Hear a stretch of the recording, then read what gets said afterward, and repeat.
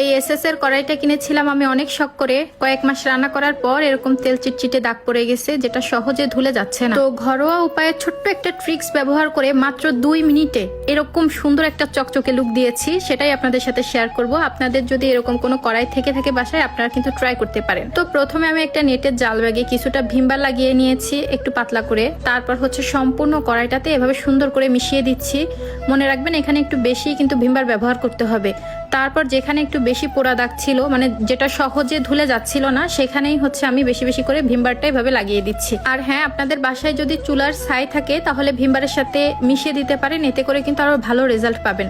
তো এটা মেশানোর পর আমি জাস্ট 1 মিনিটের মতো চুলাটা একটু হিট দিয়ে কড়াইটা একটু গরম করে নিয়েছি। একদম দেখতে পাচ্ছেন শুকিয়ে গেছে। তো তারপর হচ্ছে এরকম শক্ত একটা মাজনি দিয়ে বেশ ভালো মতো কড়াইটা ডলে নিতে হবে। আপনাদের বাসায় যদি নেটের বা তারজালি যে মাজনিগুলো থাকে ওগুলা দিয়ে ডললেও কিন্তু বেশ ভালো রেজাল্ট আপনারা এখানে পাবেন।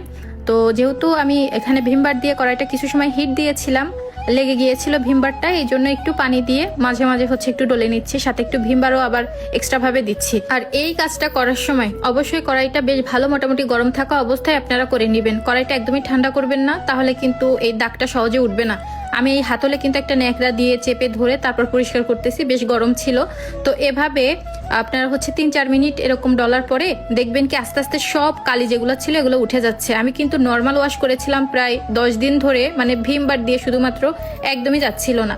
তো গ্রাম অঞ্চলে যারা থাকেন তারা কিন্তু আবার নারকেলের সোবা, তারপর হচ্ছে চুলার ছাই, একটু হুইল পাউডার বা ভিমবার দিয়ে একটু গরম করে যদি এরকম ডলা দেন, একদম চকচকা হয়ে যাবে। মানে এখন দেখলে বুঝতেই পারবেন না যেটা আমার সেই পুরাতন কড়াই নাকি একদম আমি নতুন কিনে নিয়ে আসছি।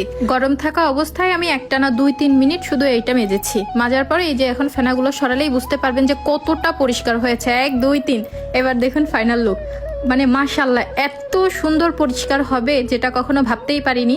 তো এই কড়াইগুলোতে রান্না করার পর মোটামুটি একটু তেল চিটচিটে হয়, যেটা নর্মাল ওয়াশে যায় না। তো সপ্তাহে যদি এরকম একটু গরম করে ভিমবার দিয়ে বা হুইল পাউডার দিয়ে, ছাই দিয়ে, এগুলো দিয়ে যদি পরিষ্কার করা হয় তাহলে কিন্তু একদম চিকচিকা হয়ে যাবে। যে সকল আপুরা এসব কড়াইতে রান্না করেন বা নতুন সংসার করেছেন, আশা করি আপনাদের কাজে লাগবে। আমি যে একদম পুরাতন সংসারী আপু সেটা কিন্তু না, বাট টিপসটা আমার জানা ছিল, এই জন্য আপনাদের শেয়ার করলাম। আশা করি ভালো লেগেছে। আর আরেকটা কথা হচ্ছে, অনেক আপুরা আমাকে এই চুলাটা নিয়ে ডিটেইলস জানাতে বলেছিলেন ফেসবুক, টিকটকে, মেসেঞ্জারে। সো আমার চুলাটা হচ্ছে RFL কোম্পানির, অ্যান্ড এটা নিয়েছিল আমি যখন কিনেছিলাম 9,125 টাকা বা 75 টাকা এরকম। আর চুলাটা কিন্তু বেশ ভালো সার্ভিস দিচ্ছে। 1 বছর হয়ে গেছে মেবি আমি চুলাটা কিনেছি, আজ পর্যন্ত কোনো সমস্যা হয়নি চুলাতে। আবার অনেকেই কমেন্ট করে, আপু কাচের চুলাতে রান্না করলে এই কাচের চুলা ফেটে যায় না? অনেক ভিডিওতে দেখি যে মাঝরাতে ব্লাস্ট হয়ে যায়, রান্না করতে করতে ব্লাস্ট হয়ে যায়। আপনাদের কাচের চুলা ব্যবহার করার সময় অবশ্যই সতর্কতা অবলম্বন করতে হবে। যেমন কাচের চুলা যখন রান্না করবেন মোটামুটি একটু হিট হয়, সো চুলা পরিষ্কার করার জন্য তখন আবার ভেজা ন্যাকড়া বা কাপড় দিয়ে সাথে সাথে মুছবেন না। শুধুমাত্র চুলার ক্ষেত্রে না, যে কোনো কাচের কুকারিজ বা কাচের যে কোনো আইটেম হিট থাকা অবস্থায়, গরম থাকা অবস্থায় এটা পানিতে চুবাতে হয় না বা পানি দিয়ে মুছতে হয় না। গরম থাকা অবস্থায় ঠান্ডা পানি দিয়ে যদি সাথে সাথে আপনি চুলা মুছেন বা যে কোনো কুকারিজ আইটেম পানিতে ডুবিয়ে রাখেন, এতে করে কাচের যে সহনশীল টেম্পারেচারটা থাকে এটা কিন্তু অনেকটা ডাউন হয়ে যায়। সো তখনই হচ্ছে ব্লাস্ট হয়ে যায়। সো এই কাজটা কখনোই করবেন না। আশা করি আপনাদের চুলাগুলো বা কাচের কুকারিজগুলো লং টাইম পর্যন্ত স্টে করবে। আর এখানে দুপুরের খাবারের জন্য চিংড়ি মাছ দিয়ে ঢেঁড়সবাজি করে নিলাম। বাট এই হানিকম কড়াইটাও কিন্তু বেশ ভালো, এটা নিয়ে কিন্তু আমি নেক্সট একটা রিভিউ দিব, যেহেতু অনেক আপনারা চাচ্ছেন।